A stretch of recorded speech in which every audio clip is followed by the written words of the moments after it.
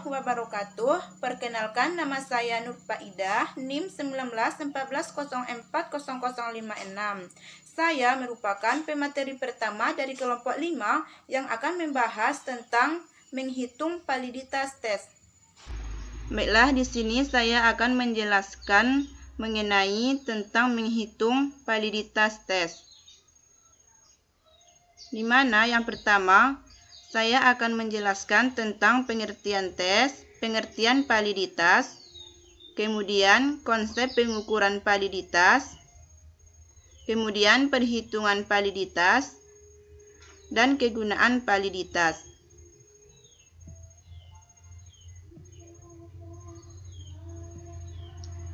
Yang pertama, saya akan menjelaskan pengertian validitas, di mana suatu tes dikatakan memiliki validitas yang tinggi apabila alat tersebut menjalankan fungsi ukur secara tepat atau memberikan hasil ukur yang sesuai dengan maksud dilakukannya pengukuran tersebut.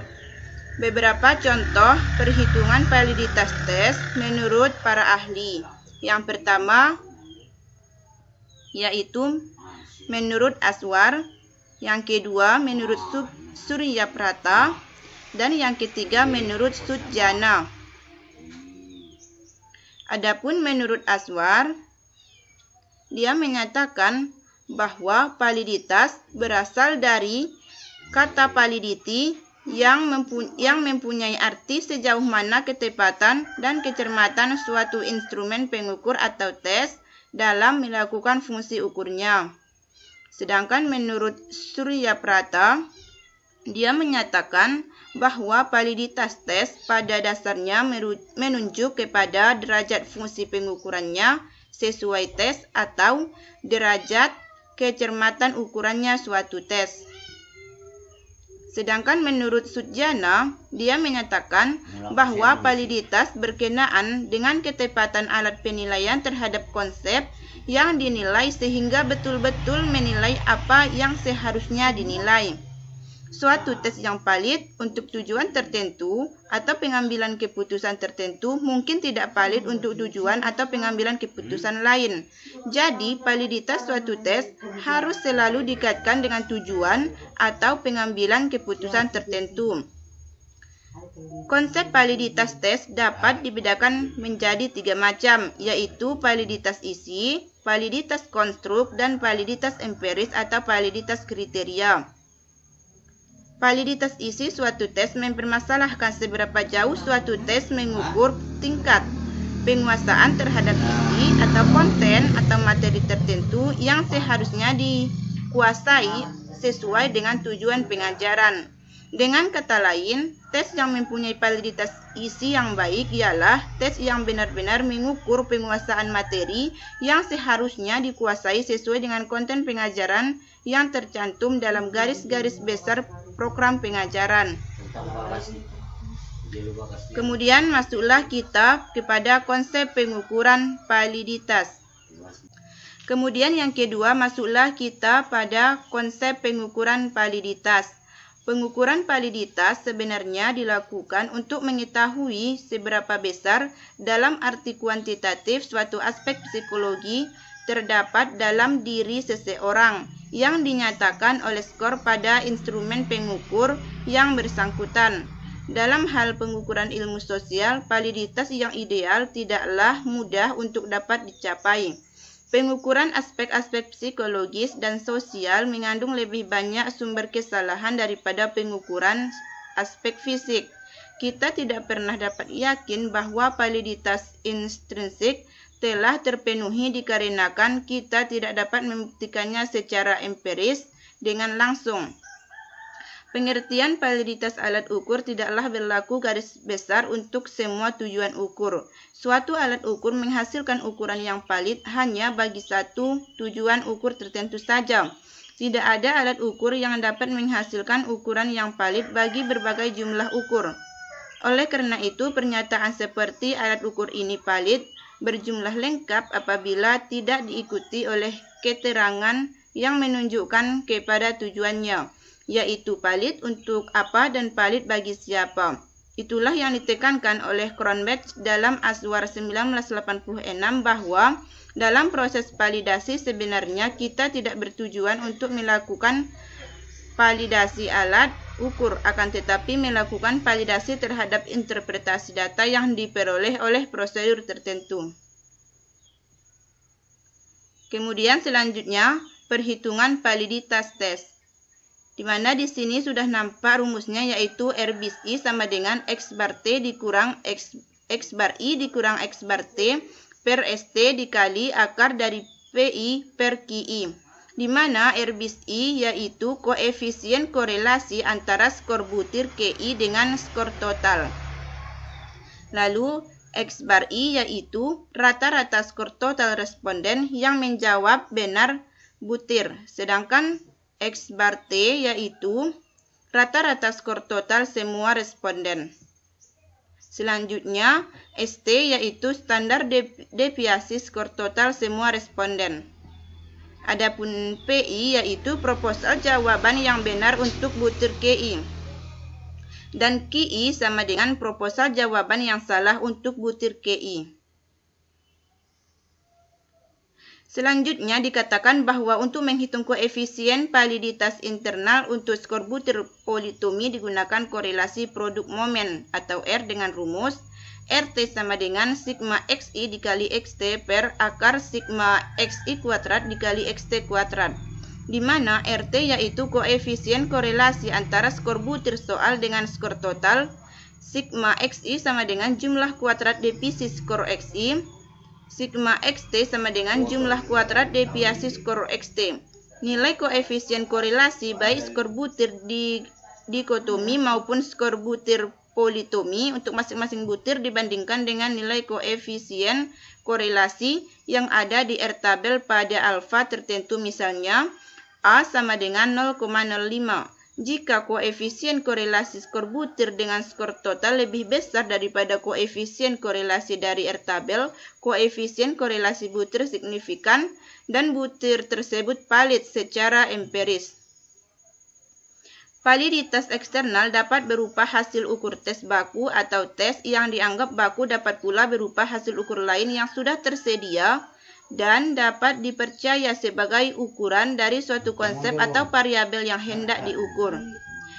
Jika koefisien korelasi antara skor hasil ukur tes yang dikembangkan dengan skor hasil ukur tes baku lebih besar daripada R tabel, maka tes yang dikembangkan adalah valid berdasarkan kriteria eksternal yang dipilih atau hasil ukur instrumen baku. Jadi keputusan uji validitas dalam hal ini ialah mengenai valid atau tidaknya tes sebagai suatu kesatuan, bukan valid atau tidaknya butir tes seperti pada validitas internal.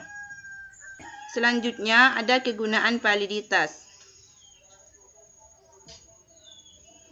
Adapun kegunaan validitas yang pertama yaitu untuk menghindari pertanyaan yang kurang jelas. Yang kedua yaitu untuk menghindari kata-kata yang menimbulkan kecurigaan. Yang ketiga yaitu untuk memperbaiki pertanyaan yang kurang jelas. Yang keempat yaitu untuk menambah item yang diperlukan. Yang kelima untuk membuang item yang dianggap tidak relevan. Dan yang keenam yaitu untuk mengetahui validitas kuesioner. Itulah pembahasan dari saya yang akan selanjutnya akan dibahas oleh rekan-rekan saya. Demikianlah, Assalamualaikum warahmatullahi wabarakatuh. Bismillahirrahmanirrahim. Assalamualaikum warahmatullahi wabarakatuh. Baiklah, perkenalkan nama saya Melsi Gustina, NIM 1714040073. Di sini saya akan melanjutkan materi yang telah disampaikan oleh teman saya tadi. Saya akan membahas poin mengenai cara mengetahui validitas alat ukur. Ada dua cara untuk mengetahui validitas alat ukur. Yang pertama, kita menggunakan rumus korelasi produk momen dengan simpangan. Yang kedua, menggunakan rumus korelasi produk momen dengan angka kasar. Masing-masing kedua rumus ini memiliki rumus yang berbeda. Nah, yang pertama kita masuk dulu pada rumus korelasi produk momen dengan simpangan. yang mana rumusnya dapat kita lihat pada layar. Dan untuk RXY itu sendiri merupakan koefisien korelasi antara variabel X besar dan variabel Y besar. Itu dua variabel yang dikorelasikan.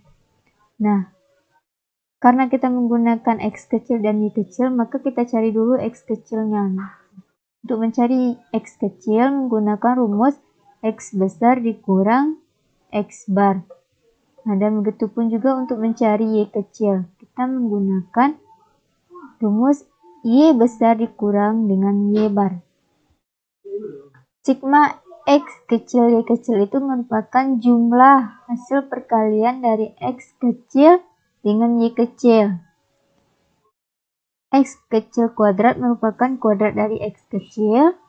Y kecil kuadrat merupakan kuadrat dari Y kecil. Nah, sekarang kita masuk pada rumus korelasi produk momen dengan angka kasar, yang mana rumusnya dapat kita lihat pada layar. Dan RXY itu sendiri merupakan koefisien korelasi antara variabel X dan variabel Y. Nah, untuk lebih memahaminya, langsung saja kita masuk pada contoh penghitungannya. Contoh perhitungan. Yang pertama kita menggunakan rumus korelasi produk momen dengan simpangan.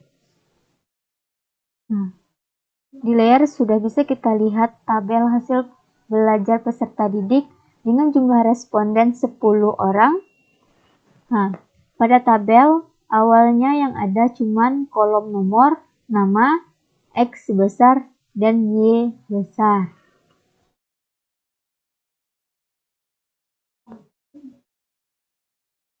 Untuk mencari X kecil, Y kecil, X kuadrat, Y kuadrat, dan XY, kita membutuhkan dahulu X barnya. Untuk mencari X bar, kita gunakan rumus jumlah keseluruhan X dibagi dengan banyak data. Di sini jumlah X-nya ada 65 dan banyak datanya ada 10. Berarti 65 dibagi 10 sama dengan 6,5. Nah, begitupun juga dengan Y barnya. Kita cari dengan rumus sigma Y dibagi dengan jumlah data. Di sini jumlah Y-nya ada 63,8 dibagi dengan banyak datanya 10, maka dapat Y barnya 6,38 atau kita tulis dengan 6,4. Nah, sekarang kita cari X kecil. X kecil menggunakan rumus X bar dikurang menggunakan rumus X besar dikurang X bar. Nah, X besar misalkan untuk responden Nadia, kan di sini X besarnya 6,5 dikurangi dengan X barnya 6,5, maka dapat X kecilnya 0. Begitupun juga dengan Y-nya, rumusnya Y besar dikurang Y bar. Masih untuk responden Nadia, kita ambil Y besarnya 6,3 dibagi dengan Y barnya 6,4, maka dapat Y kecilnya negatif 0,1. Nah, begitu seterusnya untuk responden yang kedua sampai responden yang ke-10. Nah, sekarang kita cari X kuadratnya, karena di rumus kita menggunakan X kuadrat. Maka kita X kecil kuadrat. Misalkan untuk responden Nadia, X kecilnya 0. Nanti kalau dikuadratkan tetap 0. Nah, Y kuadratnya negatif 0,1. Kalau kita kuadratkan hasilnya 0,01. Begitu seterusnya sampai ke responden yang ke-10. Nah, selanjutnya kita cari nilai XY-nya. Karena di rumus kita menggunakan XY. Maka kita kalikan, misalkan untuk responden Nadia, X kecilnya 0 dan Y kecilnya negatif 0,1. Kalau kita kalikan hasilnya 0. Begitupun seterusnya sampai ke responden ke-10. Nah, setelah semua indikator kita dapatkan, maka kita substitusikan ke rumus. Setelah itu kita lakukan perhitungan dengan menggunakan kalkulator, dapatlah RXY-nya 0,748. Nah, sekarang kita menggunakan perhitungan menggunakan rumus korelasi produk momen dengan angka kasar. Masih dengan tabel hasil belajar yang sama, namun kita menggunakan korelasi produk momen dengan angka kasar. Nah, sekarang kita masukkan ke rumus. Sebelumnya kita sudah mengetahui rumus dari korelasi produk momen dengan angka kasar itu seperti ini. Awalnya masih sama untuk tabel sebelum x kuadrat, y kuadrat, dan xy hanya ada tabel nomor, nama, tabel x besar dan y besar. Nah, tabel x kuadrat ini kita cari dari pengkuadratan dari nilai x dari masing-masing responden. Nah, setelah semua indikator ini kita dapatkan, kita masukkan ke rumus. Nah, setelah itu kita lakukan perhitungan menggunakan kalkulator sehingga dapatlah nanti hasil RXY-nya 0,745. Nah, selanjutnya dari kedua perhitungan tersebut dapat kita ambil kesimpulan bahwa jika dibandingkan dengan validitas soal yang dihitung dengan rumus simpangan, ternyata terdapat perbedaan sebesar 0,03 lebih besar yang dihitung dengan rumus simpangan. Hal tersebut wajar karena kita dapat melakukan kesalahan saat melakukan pembulatannya ke atas atau pembulatan ke bawah. Nah, selanjutnya kita menginterpretasikan nilai R yang kita dapatkan menggunakan berpedoman kepada R tabel. Nah, dan jika R yang kita dapatkan itu berada antara 0,8 sampai dengan 1, maka alat ukur kita itu diinterpretasikan sangat tinggi. Begitupun selanjutnya, jika R yang kita dapatkan itu berada di antara 0,6 sampai 0,8, maka diinterpretasikan kalau alat ukur kita itu tinggi. Begitupun juga dengan kalau R yang kita hasilkan itu berada di antara 0,4 sampai dengan 0,6, maka dikategorikan cukup. Dan begitupun jika R yang kita dapatkan itu berada di antara 0,2 sampai dengan 0,4, maka dikatakan rendah. Dan begitupun juga dengan jika R yang kita dapatkan itu berada di antara 0 sampai dengan 0,2, maka dikatakan sangat rendah. Maka R tabel ini diperlukan untuk melihat harga R dan diinterpretasikan, misalnya korelasi cukup, tinggi, dan sebagainya. Berarti R tabel ini kita gunakan untuk menginterpretasikan alat ukur tes yang telah kita buat dengan R yang telah kita dapatkan.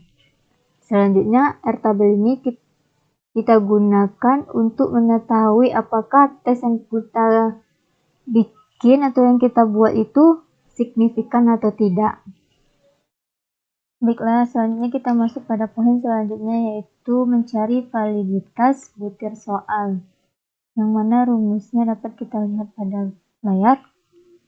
Dengan keterangan koefisien korelasi biserial, MP itu merupakan rata-rata skor dari subjek yang menjawab betul bagi item yang dicari validitasnya. Selanjutnya, MT merupakan rata-rata skor total. ST merupakan standar deviasi dari skor total dengan rumus ST sama dengan akar dari sigma Y bar dikurang Y besar dikuadratkan dibagi dengan N kurang 1. P itu merupakan proporsi siswa menjawab benar dan dengan rumus P sama dengan banyaknya siswa menjawab benar dibagi dengan keseluruhan siswa. Selanjutnya, Q merupakan proporsi siswa yang menjawab salah dengan rumus Q sama dengan 1 kurang P. Nah, selanjutnya langsung saja kita masuk pada contoh perhitungannya. Misalkan kita ingin menghitung validitas item soal nomor 6. Nah, pada layar sudah ditampilkan tabel hasil belajar peserta didik dengan responden 8 orang dengan banyaknya butir soal 10 soal, yang mana ini merupakan soal objektif yang kalau dia menjawab benar kita berikan angka 1, dan jika dia menjawab salah kita beri nilai 0. Nah, kita hanya di sini kita misalkan ingin menghitung validitas item soal nomor 6. Nah, kita fokuskan pada soal nomor 6 ya, soal nomor 6. Nah, sekarang kita menghitung dengan menggunakan korelasi produk momen dengan angka kasar. Nah, perhatikan tabel. Di sini ada kolom nomor, nama, X besar dan Y besar. Awalnya di sini sampai kolom Y besar saja tabelnya yang ada. Yang selebihnya kita cari, baru ada tabelnya. Nah, X besar ini X besar itu merupakan skor item soal nomor 6. Berarti skor item soal nomor 6 kan kita ingin menghitung validitas item soal nomor 6. Berarti yang kita ambil butir soal nomor 6 saja. Dan Y besar itu merupakan skor totalnya. Nah, sekarang sebelumnya kita sudah mengetahui rumus dari korelasi produk momen dengan angka kasar. Nah, sekarang kita tinggal masukkan saja nilai yang sudah kita dapatkan ke rumus. Nah, sekarang kita cari X kuadratnya, berarti X kuadrat. Berarti misalkan untuk responden Hartati, 1, X-nya 1, berarti 1 dikuadratkan 1. Begitupun seterusnya sampai responden yang ke-8. Setelah itu kita cari Y kuadrat. Misalkan untuk responden Hartati, skor totalnya, kan Y itu tadi skor total. Nah, dia dikuadratkan, berarti 8 dikuadratkan berarti 64. Nah, begitupun juga seterusnya sampai responden ke-8. Nah, selanjutnya kita mencari nilai X, Y. Berarti kita kalikan. Misalnya untuk responden Hartati kan X-nya ada 1 dan Y-nya 8. Kalau kita kalikan hasilnya 8. Nah, setelah indikator ini kita dapatkan, baru kita substitusikan ke rumus. Setelah itu kita lakukan perhitungan dengan menggunakan kalkulator sehingga dapatlah RXY-nya 0,516. Itu menggunakan korelasi produk momen dengan angka kasar. Nah, sekarang coba kita cari menggunakan rumus biserial. Nah, dengan tabel yang sama, dan di tabel ini kita hanya membutuhkan skor totalnya saja. Jadi kita menggunakan skor terhadap soal nomor 6. Nah, kalau menggunakan rumus korelasi biserial, kita hanya memerlukan skor totalnya saja. Nah, selanjutnya kita cari MP itu tadi merupakan rata-rata dari siswa yang menjawab soal nomor 6. Karena kita menghitung soal nomor 6, berarti kita mencari rata-rata soal nomor 6 yang dijawab benar dari 8 siswa. Nah, di sini diketahui bahwa siswa yang menjawab soal nomor 6 dengan benar itu hanya 8 siswa. Dengan skor totalnya 8, 4, 5, 6, 7, 8. Kita lakukan perhitungan, maka dapatlah MP-nya 6,33. Nah, begitupun dengan selanjutnya kita cari MT-nya. MT itu adalah skor totalnya, rata-rata skor total. Berarti kita jumlahkan skor total ke 8 siswa, maka kita bagi dengan banyak siswa itu. Berarti 47 dibagi 8 dapat 5,87. Nah, selanjutnya kita mencari standar deviasinya. Berarti kita membutuhkan Y bar dan Y bar dikurangi Y besar. Nah, berarti di tabel kan sudah ada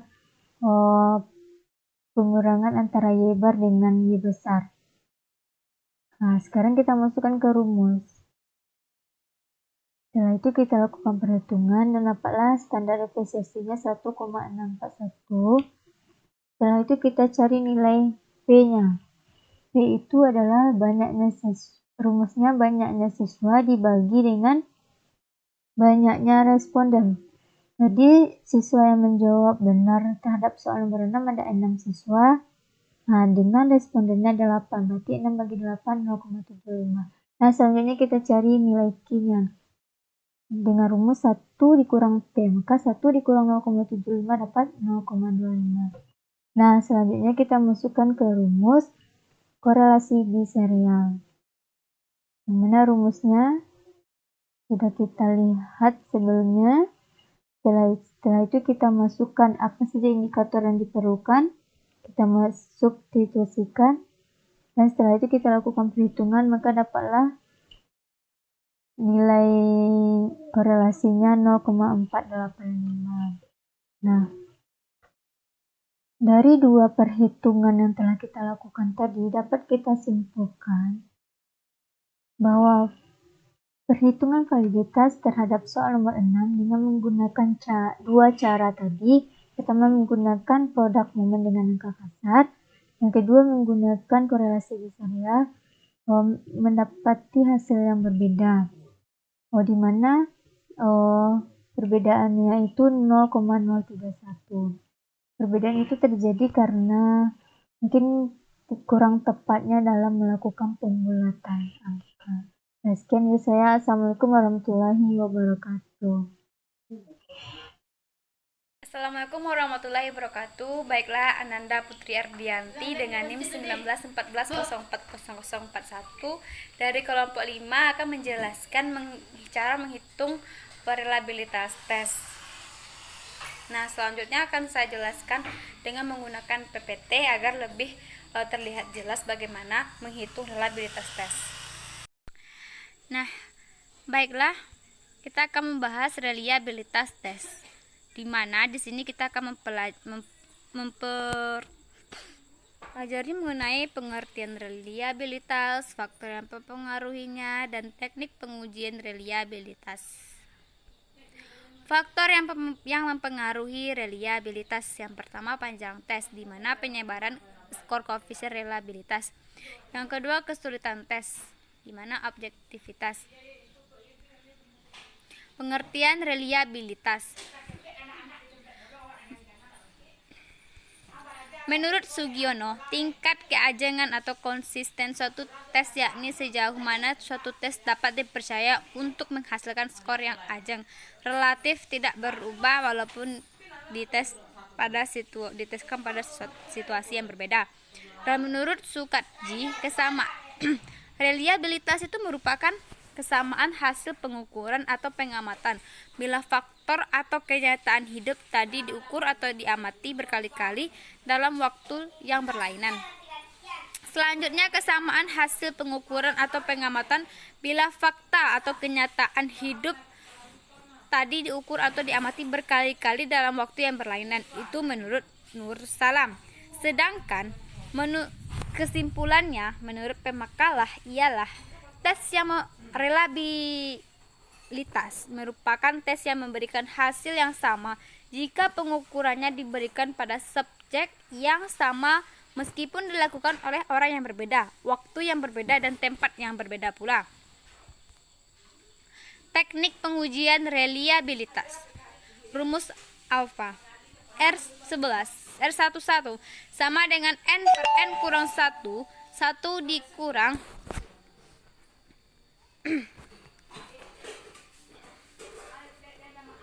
sigma SI pangkat 2 per ST pangkat 2 tutup kurung. Keterangan bisa teman-teman baca. R1 merupakan koefisien reliabilitas tes. N banyak butiran item yang dikeluarkan dalam tes. 1 bilangan konstanta. sigma SI pangkat 2 jumlah varian skor dari tiap-tiap butir item, dan ST pangkat 2 itu adalah varian total. Nah, contoh perhitungannya.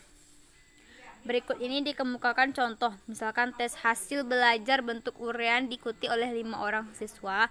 Dalam tes mana dikeluarkan 5 butir item yang ditentukan bahwa rentangan bobot skor adalah 0 sampai dengan 10. Nah, kita bisa melihat pada tabel tesnya itu ada A sampai E dengan skor 0 sampai 10. Nah, bisa teman-teman lihat pada tabel. Pada tabel ini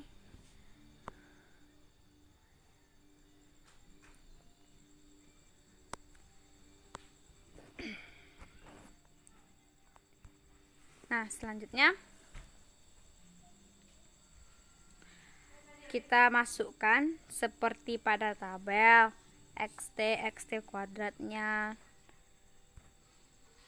Langkah pertama,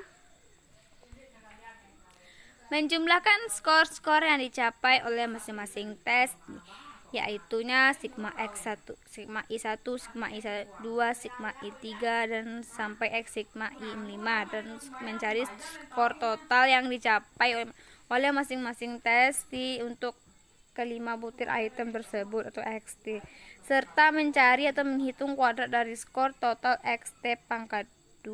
Nah,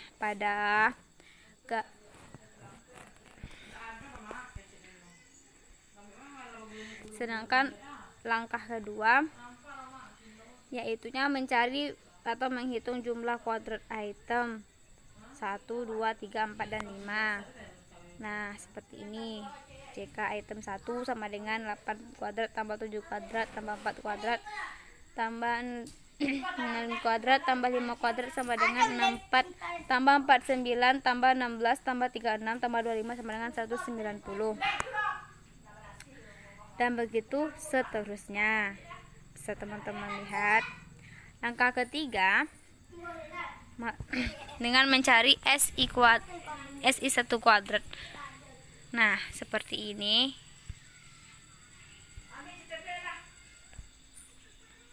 Sampai pada SI5 kuadrat.